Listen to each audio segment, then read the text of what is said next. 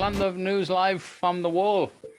We're going to put another picture on the wall in a few moments from Bill Turner, one of the world's great leaders, if you like, when it comes to understanding statute law, and he has helped thousands of people around the world. So we're going to head across to Bill and see will he come onto one of these picture frames, and we'll have a conversation about what's happening in relation to the New Zealand government being taken on by the police and taken on by the army, the leaders of those organizations, to the High Court, and got some fantastic results. So let's go across to New Zealand and talk to Bill Turner. Well, Land of News in Melbourne on YouTube and Rumble. I'm going over to the well-known Bill Turner in New Zealand to have a chat, as we were pictures on the wall up till now. And of course, we're going to click a switch and we'll come into reality. Over to you, Bill. How are you, mate? Good afternoon, Barry, or is it morning still over there? So how has life been treating you, Bill?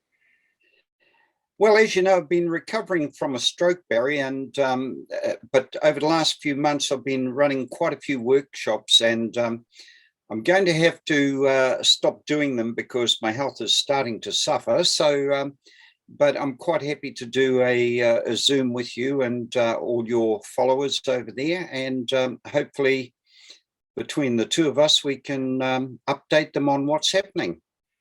And apparently the High Court has put a ruling forward. You tell the world about this. That's going to may change everywhere else, because once it starts in one place, and of course you're in you've got a Labour government, as like we have here in Victoria, and of course other parts of Australia as well, which are the world's leading when it comes to criminality. These guys are experts. So what's happening with the High Court, Bill? Well, actually, first of all, I think I need to address what you just said, Barry, before I go to the High Court decision. But the government, or the so-called government, is a private company as opposed to being a government. And in New Zealand here, it was set up in 1986 in the Constitution Act. So the Constitution Act set up the new company, which was called the Queen and Right of New Zealand. Now, that company gave itself the right to set up a company and run New Zealand. They do have to get permission from the Maori Council, the Ratana Church, and the King over here for that company to run. Now, every year they get that permission, and those the Maori Council, the Ratana Church, and the King, they get their commission for allowing that company to run. But as the company is only a piece of paper, Barry, what can a piece of paper do to you? And I suggest very little. But they administer deceased estates in our Father's name. And those deceased estates that they're administering, they send in agents to act for the administrators. And so if you know how to answer the questions correctly and ask them the right questions, there's very little they can do. So we've certainly worked out how to do that. And I had a girl walk out of court a couple of weeks back just by writing one letter to the court, and she walked straight out of court. Now, I believe that you guys are going about it slightly different, but everyone's got their own little way of doing things. Now, I believe you're doing the common law court, is that right? Yeah, it's correct. We've that set up and running. We've had three really good court cases under a normal strange circumstances, because we were in lockdown. Venues were impossible to get, but now it's open slatter. So from now on, you'll be seeing a lot more results from the common law court jury, which the people are making the decisions, and they'll decide who's guilty and who's not guilty. Not me, you, I, but as a large gathering of people get together to solve or sort out a lawful remedy for crimes against the people themselves. That's what's happening here.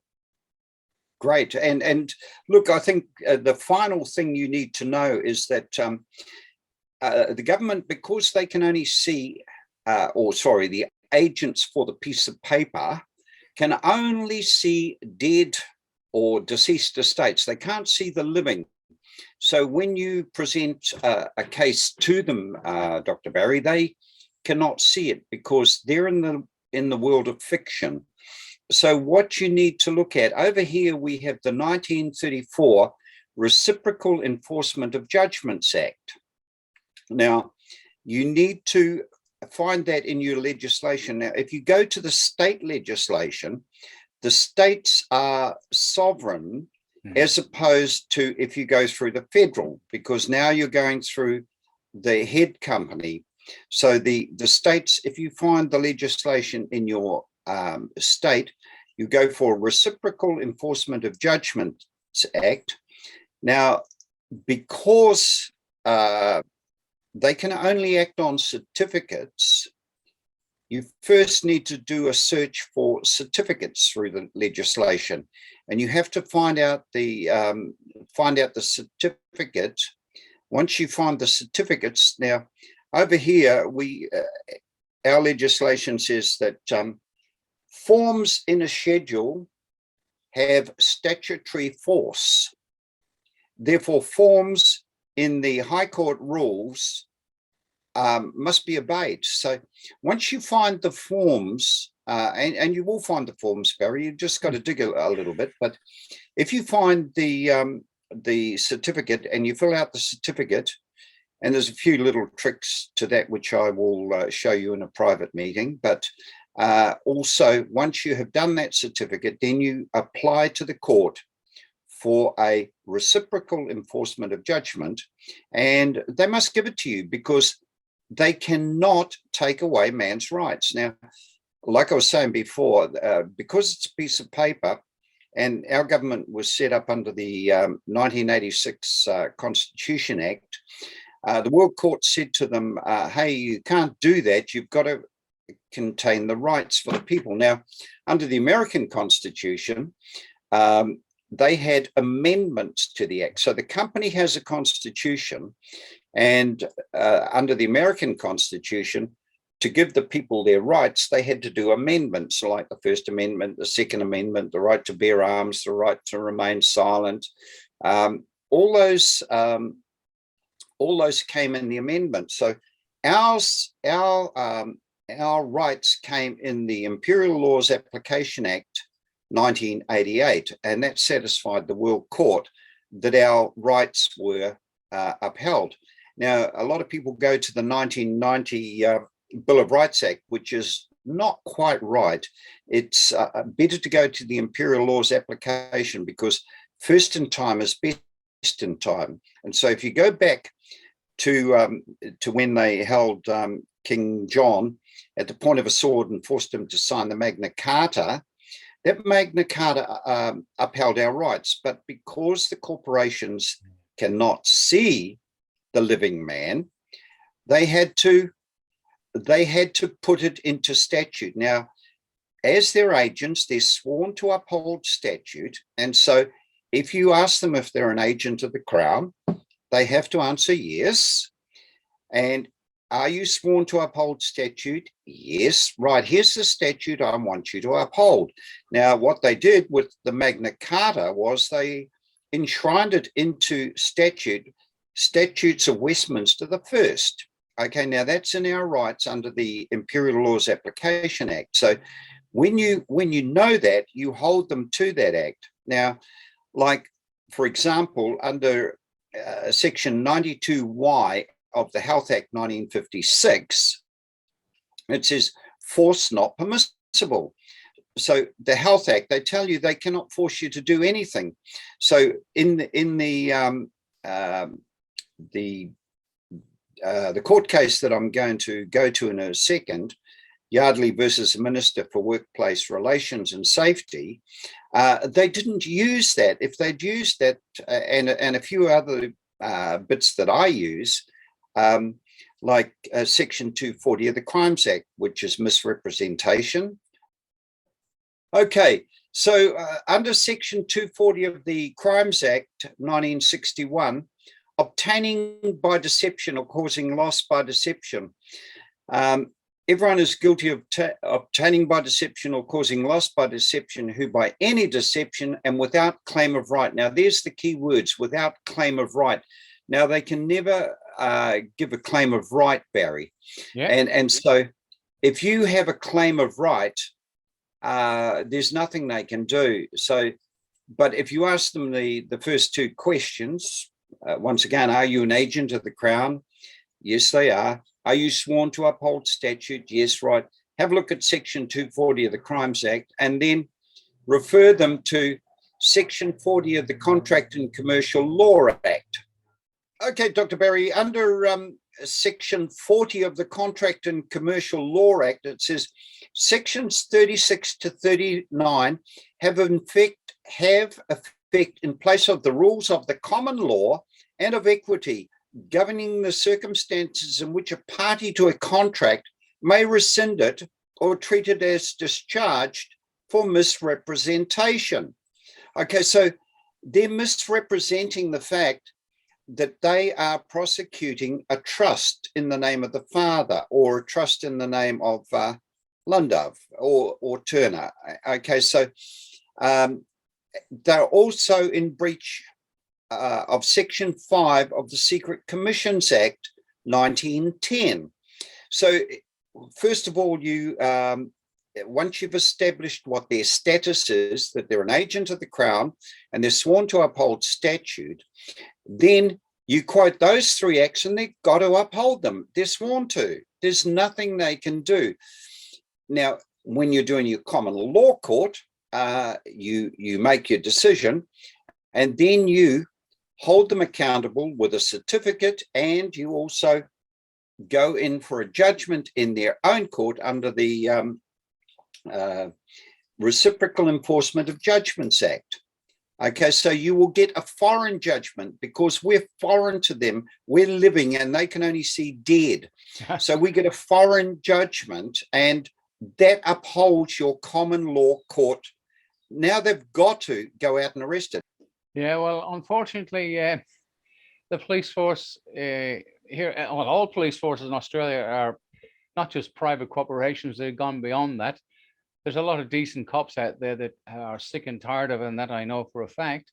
But with the common law court, the only difference is we don't take it near them at all. We go to the people, and we had a couple of hundred people turn up at the last sessions we had, and out of that we picked 2 juries, and that was a big job because we got a couple of girls going around with a box there was only 12 numbers numbered from 1 to 12, and went through about 60 people because there was a couple of hundred blanks in there. So it was a really random way of picking a jury.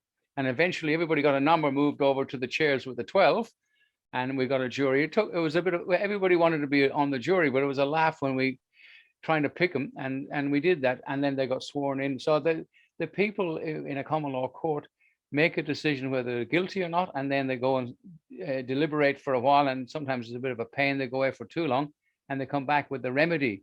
Now, the remedy may be monetary at the moment because not much point putting people in jail, although the police will, and again, something I know for a fact, will, if it's a very serious indictable offence, may take up on behalf of the jury that case and arrest the people. That has to happen yet, but it looks like it's going to happen. And should it happen, we've got quite a few court cases coming up at the moment, but they're only for people losing their jobs and stuff like that. So we have got no criminals apart from the politicians in sight, Bill. So tell us more about this case you had in New Zealand, where it obviously will have ramifications for our crooked governments over here, our crooked corporations, that people may get their jobs back. They've lost them because of refusing to get vaccinated. Is that what can you tell us on that, Bill? I'm sure there's a lot of people hanging out to hear that one. Yeah, well, it's Yardley versus the Minister for Workplace Relations and Safety, the Commissioner of Police, and the Chief of Defence Force. So the Yardley, Ryan Yardley, and Joshua Wallace took Are they the Minister sorry, Bill. Are they police and an army together, these two guys. Well, we don't know that who they are Yeah, around the yeah, world, right? indeed they are, and they took them to court, and the court found in their favour, and it's quite a lengthy article, Barry. But what happened was they upheld their submissions and agreed with them that yes, the police could not force them to be jabbed, or the army could not force them to be jabbed, and so now we have a case precedent that anyone can use. So anybody who's lost their job now in New Zealand, anyway, to start with, can actually, well, force their way back into their job. Would that be fair to say? Yep. Wow. So if you do a search, Yardley versus the Minister of Health, you'll find that online now. Yeah. And you can use that in a submission. Now, quite honestly, they used lawyers to do it, Barry, and I would have used myself. I would have used Section 92Y of the Health Act 1956. And your little dog in the corner there agrees with me. He's nodding his head. Okay, so I would have used Section 92Y of the Health Act. He's taking no notice of you, Barry. He's listening to me. The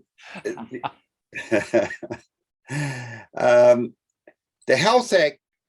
Okay, Barry, what I would have used if I was doing this submission is Section 92Y of the Health Act 1956. 92Y says force not permissible. In no case may force be used to secure compliance with a direction. Okay, so anything that they bring out, and like in the Imperial Laws Application Act 1988, where our rights are contained, they clearly state that the company gave themselves the right to put out subordinate legislation. So everything that the company puts out is subordinate to the Imperial Acts. And all those Imperial Acts, like I told you, the Statutes of Westminster the First, anything that company, the Queen and Right of New Zealand, or it's now the Sovereign and Right of New Zealand, anything that they put out is subordinate to those Imperial Acts. Now, it's not only subordinate, now they're only issuing mandates and secondary legislation. So it's at the bottom of the scrap heap. Now, it's lucky that under the Constitution Act 1986, that they gave themselves the right to appoint a Governor General. So the Queen's got nothing to do with the running of this country. And may I suggest the same thing over there, because it's a private company, and they're only agents for the Crown. The Queen is only an agent for the Crown. And so anything that company brings out is subordinate. And little dog is shaking his head there. He believes that's correct. So the subordinate or mandates that they bring out have got no force in law, and so the judge must uphold them. If you just ask those two simple questions, are you an agent of the Crown? Are you sworn to uphold statute? And then point them to the statutes that they're supposed to uphold. So I guess your research is over that side of the ditch, where I believe it's flooding all the way up north of you, Barry. Yeah. Came back last night at 10, arrived in Melbourne at 10 o'clock. They left 6 o'clock in Brisbane, and they were worried about getting out because apparently they were going to ground the aircraft for a while up there. I don't know whether they've still done it or not, but I've been up there a couple of times in Brisbane after the floods, and the amount of damage which is reoccurring again. Of course, Brisbane I think is down around sea level or below sea level, so they built the city on on a river that just can't handle the flow. So it's repetitive, and they don't seem to do much about it. Probably the only way is to move Brisbane, which they can't, up to a higher ground like they would a village. But I don't know what's going to end there. But it's repetitive year after. Well, every few years it gets bad. Yeah, but that's life, I guess. Well, I'm not suggesting this, but this is what the Australians told me, that the Queenslanders are very slow. They take 2 hours to watch 60 minutes. But that's not me saying that, Barry. That's them telling me that. So, so I apologise to any Queenslanders, but that was that was told to me by New South Welshmen. Yeah, they're a bit laid back, Queensland. It's a great place, but apparently now it's around the Gold Coast, which is it's the most beautiful place in the world, really. It's overrun by criminal gangs and stuff like, which you don't see on the street. You can still go there. There's no problem. But it's like everywhere in the world has changed. And since we've had all this rubbish going on for the last few years, people have changed, and the people don't seem to smile anymore. They got very little to smile about in one sense, but if you're alive and you got your health, well, that's all you really need. But, indeed. Yeah. Yeah. Well, hopefully that's shone a bit of light on some of the things that you were looking for, Barry. Hope it's helped you. Yeah. Well, that's fantastic, Bill. There's a lot of people looking forward to seeing you around the world, and we'll be on Rumble as well as YouTube, and probably up on Odyssey, and what's the other one? BitChute as well. But anyway, it's fantastic to have you back on, and we're back on the Hall of Fame on the wall again. And look, it's really fantastic, and I'm glad that you're looking to get over all your medical problems, and you're back to normal, and normal for you is pretty naughty. I won't mention another word about that. So, okay, Bill, thanks for popping on to say hi to all your friends around the world, and we'll catch you again soon, and we'll keep in touch on the phone as we usually do. Thank you very much, Barry, and to all your subscribers out there. You're doing a great job, and hopefully this helps them to put the final nail into the coffin, which I think is not too far away. So thank you once again, Barry. Okay, Bill. Well, thanks for watching, everybody. London News signing off, and given names, obviously very important. If you only got one, that's okay.